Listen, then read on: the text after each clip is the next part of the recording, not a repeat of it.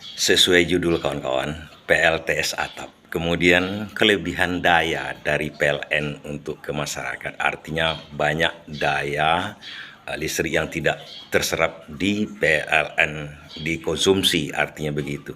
Kemudian mungkin ini titik awal dari keinginan kita untuk menuju listrik gratis untuk masyarakat seluruhnya. PLTS atap itu adalah pembangkit listrik tenaga surya.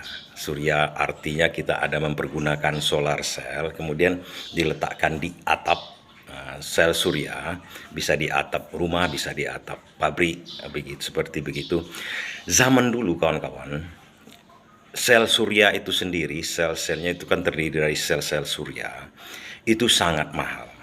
10 atau 12 tahun yang lalu itu sangat mahal. Kemudian baterai, dia memerlukan baterai untuk penyimpanannya, itu juga sangat mahal, dan daya simpannya, daya storage atau penyimpanan itu kecil. Tapi dengan kemajuan teknologi yang begitu masif pada saat ini, sel surya itu udah murah. Kemudian tambah untuk baterainya semakin canggih, semakin baik, semakin banyak, semakin mudah, dan semakin banyak penyimpanannya.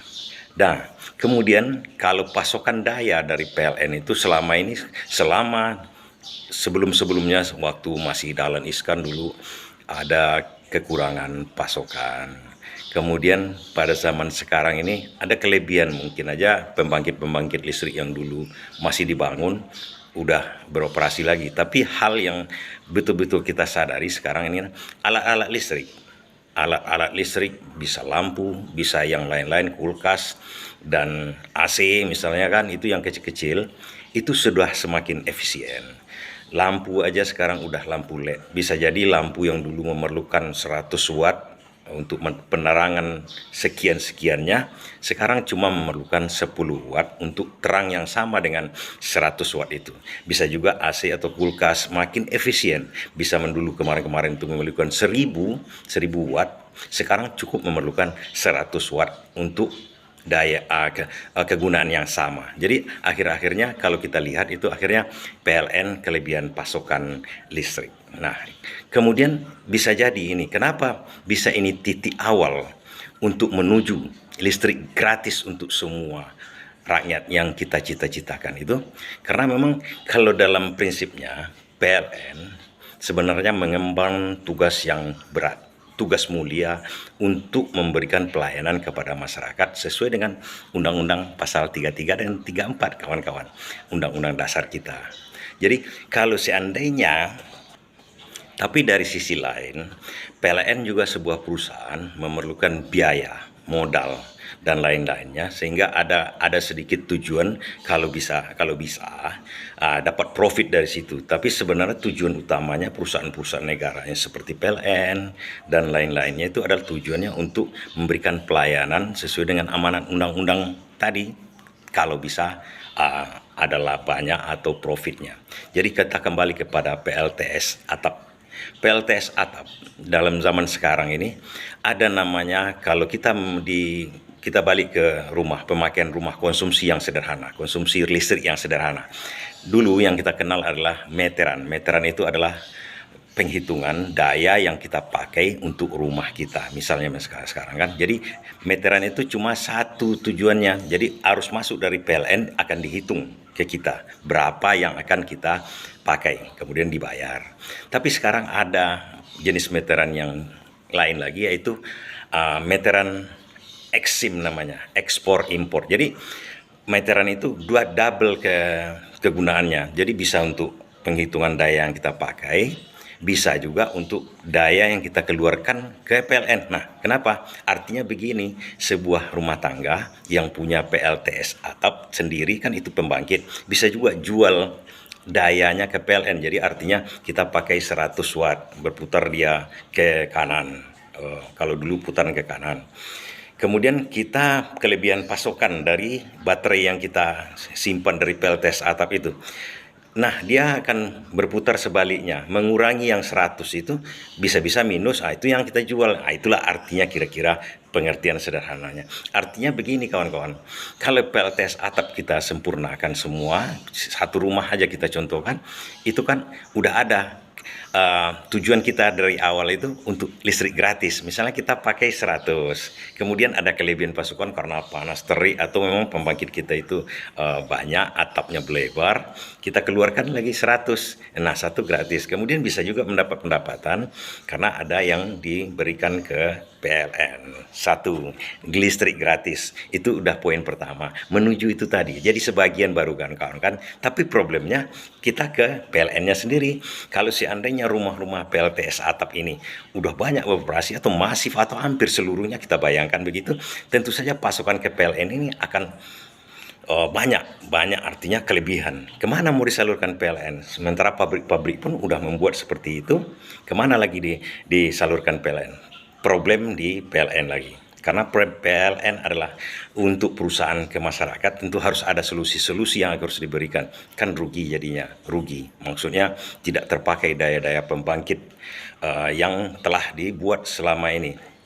Nah, kawan-kawan, di PLN kita bisa usulkan begini, ada pembangkit-pembangkit yang memakai tenaga fosil, itu bisa jadi dinonaktifkan dulu. Artinya dinonaktifkan kan tidak lagi memakai minyak, BBM yang memang dari bahan bakar fosil, tetap dioperasikan. Kan banyak pembangkit yang dari PLTA, pembangkit dari angin yang diresmikan Bapak Presiden Jokowi kemarin itu kan, ada juga yang mungkin udah dibangun pemerintah, yang lapangan-lapangan untuk pembangkit listrik tenaga surya untuk sendiri.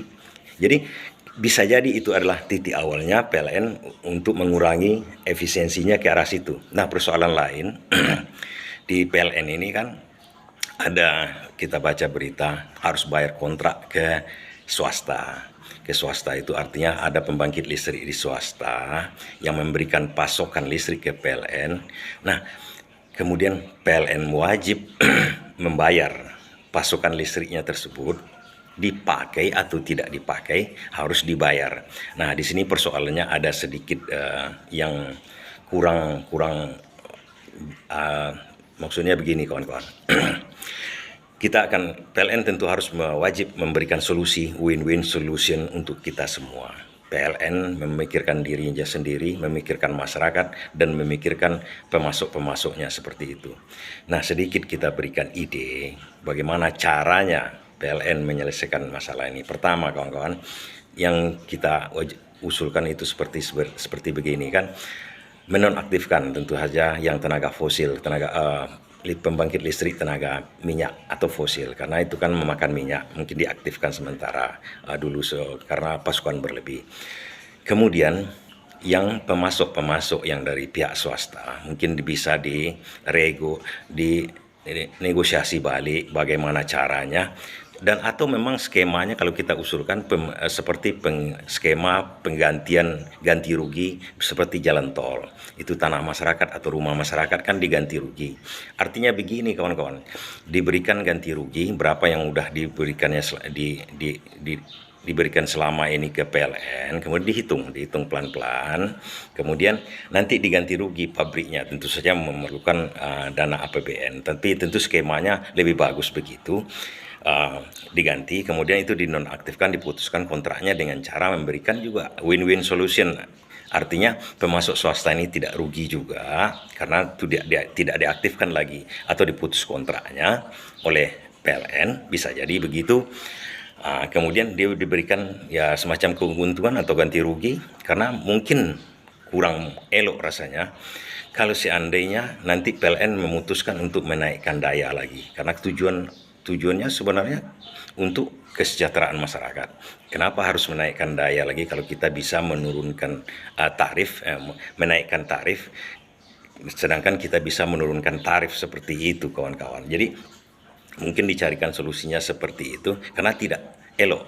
Misalnya kita memberikan terus meneruskan kontrak ini, sementara naikkan tarif, akhirnya tujuan pertama kita untuk listrik gratis belum dapat, kemudian kita akan memijak salah satu ya masyarakat, sementara amanat undang-undang sebenarnya untuk mensejahterakan masyarakat, bukan dengan memijak atau menaikkan tarif dalam hal ini. Kita ya seperti kita ingin listrik gratis itu mungkin jalan solusi-solusinya, karena memang pengusaha-pengusaha listrik, kontraktor listrik yang masuk daya ke PLN itu kan masyarakat juga akan terkena imbasnya juga dengan kenaikan tarif listrik. Memang dari sisi dia untung di situ, tapi di sisi lain di rumah tangganya, di keluarganya kan naiknya tarif kan berimbas juga.